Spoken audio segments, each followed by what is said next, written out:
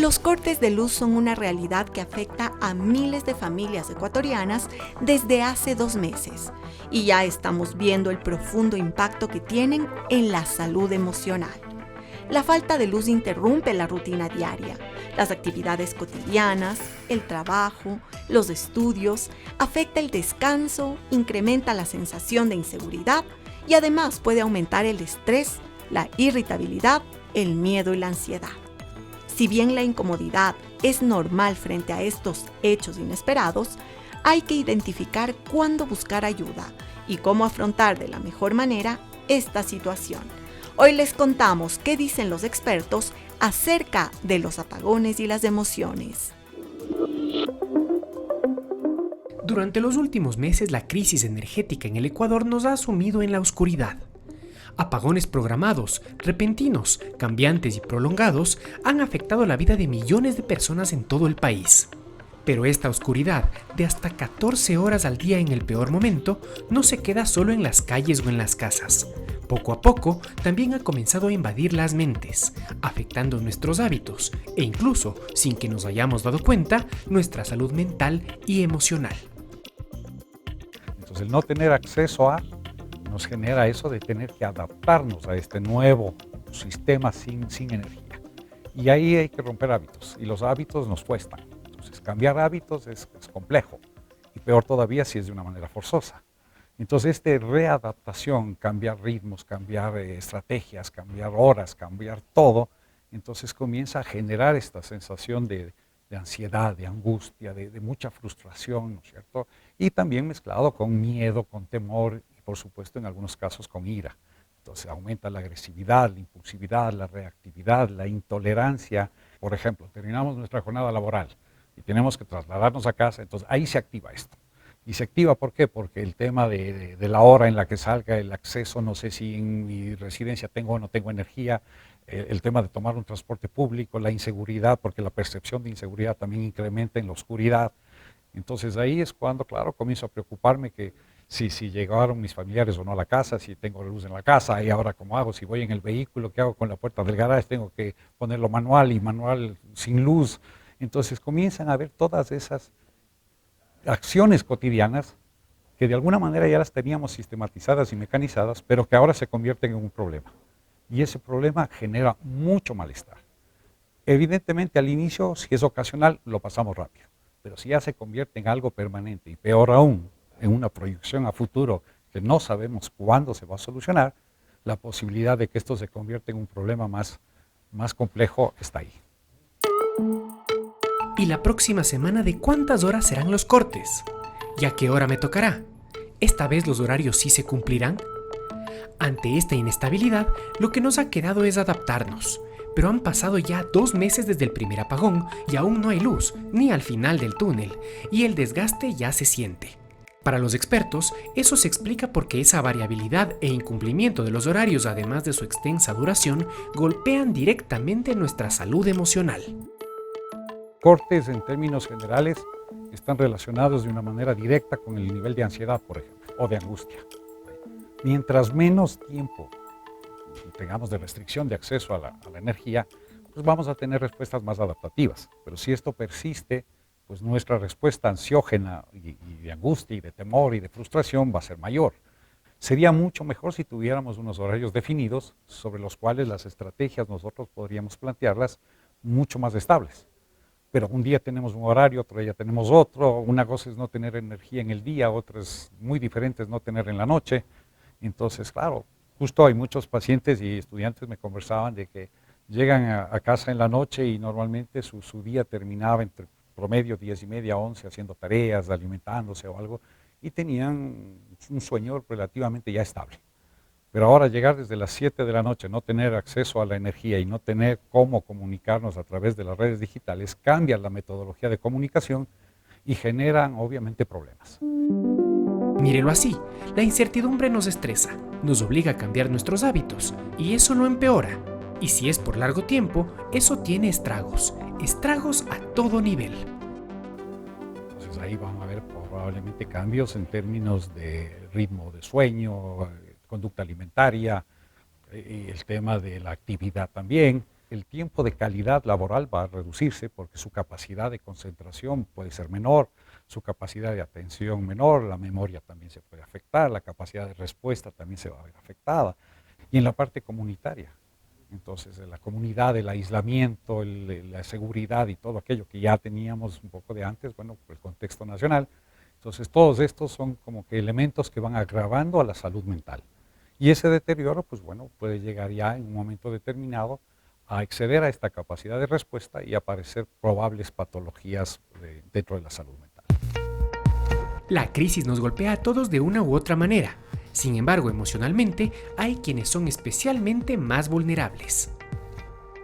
Lo que yo he podido ver en mis pacientes y en sus padres es que justamente esta incapacidad para predecir una rutina y para cumplir con lo que ya estamos todos acostumbrados hace que no sepamos qué esperar de lo que pasa en el día a día. Entonces eso suele llevar también mucho a las peleas intrafamiliares, porque tal vez los niños más pequeños se aburren, los papás tienen que batirse con tengo que trabajar, tengo que preparar el desayuno o el almuerzo, la comida para mi familia, pero no lo puedo hacer si es que tengo que atender todo el tiempo a mi hijo, al más chiquito o a los que requieren más atención en casa, y los adolescentes por otro lado también como muy frustrados por esta situación, y también genera un sentimiento de aislamiento y de exclusión social, parecido a lo que vivimos también en la pandemia, cuando estábamos en línea y esto de la interacción social era muy limitada. Entonces sí he visto que también hay muchas más discusiones familiares porque no logran como entenderse o establecer una nueva rutina que ahora les esté favoreciendo. Niños y adolescentes frustrados solo significan una cosa: niños y adolescentes con dificultades para aprender y concentrarse en el aula. Muchos estudiantes requieren del acceso a la tecnología y a la electricidad para hacer tareas, para entregar proyectos, para estudiar incluso, o acceder a material educativo que está únicamente disponible en línea.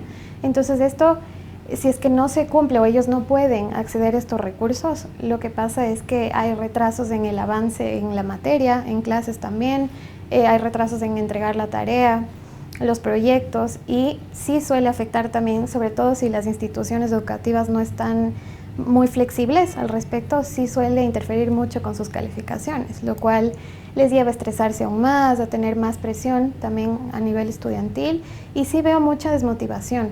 Y sí les ha pasado que muchos dicen, bueno, no puedes entregar, lo siento mucho, eso se ve reflejado en tus calificaciones, y eso les genera desmotivación en el sentido de, ¿para qué me esfuerzo? Si a la final yo sé que no lo voy a poder hacer o no de la manera a la que estoy acostumbrado, y eso me va a perjudicar en mi rendimiento académico.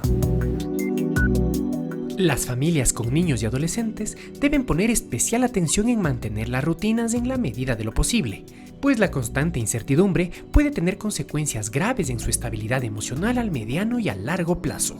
Creo que sí es importante hacer parte de la rutina diaria de la nueva realidad, podríamos decirlo así. Actividades que no necesariamente dependan de la tecnología. Entonces, implementar más actividades familiares. Pueden ser desde armar un rompecabezas, incentivar la lectura, el dibujo, las manualidades también como para fomentar un poquito la creatividad. Cualquier actividad física que implique salir un poco del encierro de la casa, como caminar, correr, hasta bailar, creo que puede funcionar muy bien también para nivelar los niveles de estrés y manejar la incertidumbre en estos momentos.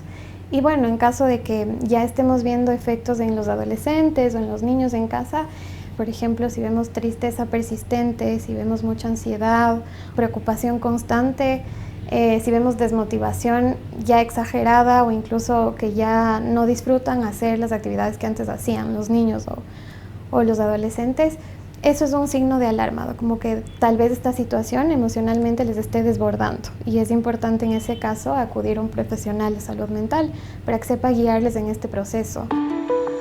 Ante la crisis energética, no solo los niños y adolescentes son especialmente vulnerables.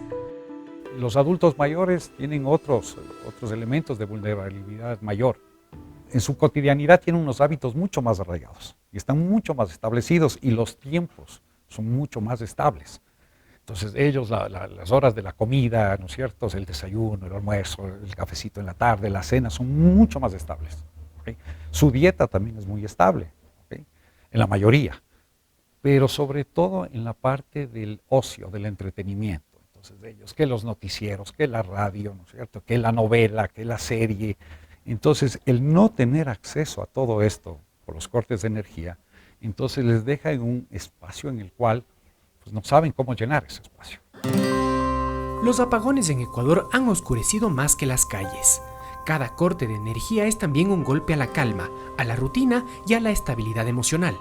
Ahora bien, ante una situación que aún no tiene un final visible, es crucial que sepa que hay maneras de mitigar el impacto, o cuando menos, prevenir que los conflictos aumenten. Tenemos que ubicar 3 tipos de estrategias importantes. Las primeras son las estrategias de los hábitos personales.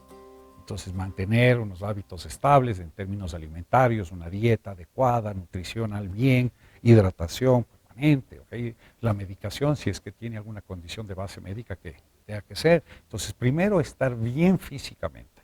El ejercicio, el hábito del ejercicio, sea recreativo, deportivo, lúdico. Necesitamos mucha relación social, reactivar nuestras redes sociales de apoyo, personales, familiares, los vecinos. Entonces el momento tal vez de comenzar a reconectarnos de una manera no mediada por el tema electrónico ni digital, sino presencial en la medida de lo posible. Y la comunidad. Entonces los espacios comunitarios son muy, pero muy importantes también. La comunidad tiene un efecto reparador, pero importantísimo en esto. Y la comunidad es lo que menos tenemos ahora. El acceso recién ahora nos enteramos de que el vecino ha sido tal persona. Y cuando antes de eso no lo veíamos. Y es algo muy importante también el tema del acceso a la información. Entonces, estar todo el tiempo pendientes de una información que por sí mismo y en su base ya es compleja, entonces no nos permite como desconectarnos en algunos momentos de esa realidad. Y estar viviendo 24/7 lo mismo y con información peor aún si no es válida o confiable, entonces lo que ahonda es esa irritabilidad que de seguro se va a manifestar en conflictividad, en reactividad, en impulsividad. Entonces necesitamos controlar esto. Muchos comparan los efectos de la crisis energética con los de la pandemia, sobre todo en lo económico y lo productivo. A eso habrá que sumar lo emocional, porque como en aquel entonces, los efectos psicológicos perdurarán incluso cuando vuelva la luz. Por eso es muy importante prestar atención a las señales de sus efectos en nosotros. Las crisis en términos generales, lo que suelen proveer es una probabilidad de aumento de problemas en salud mental del 3 al 5% sobre la norma que estaba establecida, y cada vez creciente. Entonces, por ahora estamos en el inicio de la curva, pero muy probablemente si esto persiste, pues vamos a tener un índice muy alto de trastornos ansiosos sobre todo y depresivos. Los indicadores tempranos más comunes suelen darse primero en la alimentación. Cambia nuestro ritmo de alimentación, nuestros hábitos alimentarios, sea en más o sea en menos. O aumenta la ingesta o disminuye. El sueño, aparece el insomnio. Dentro del estado de ánimo también. Entonces comenzamos a tener mucha inestabilidad emocional. Esta reactividad emocional que se va a evidenciar entre alternancias de tristeza, para no poner depresión como tal al inicio, tristeza, ansiedad, inquietud, ¿okay? Pero también mucha frustración e irritabilidad. Entonces, cuando nos damos cuenta de que, o nos hacen caer en cuenta de que estamos más irritables, de que estamos muy callados, de que estamos aislándonos, poco participativos y con estas otras situaciones de los hábitos personales, entonces creo que ya es un momento de llamar la atención y tomar medidas. En primera instancia, por supuesto, todos lo que vamos a hacer es sacar nuestros mecanismos de afrontamiento para poder, en alguna manera, paliar lo que estamos sufriendo, lo que estamos viviendo. Pero si ya lo hemos hecho y nos excede a nuestra capacidad, entonces ahí es momento de considerar un apoyo profesional que siempre va a estar ahí a la altura de lo que se necesite. La crisis sigue y sus efectos en nuestra salud emocional aún los seguiremos enfrentando por algunos meses más. Por eso es esencial apoyarnos en familiares, amigos y en profesionales de la salud. Enfrentar juntos estos desafíos puede marcar la diferencia.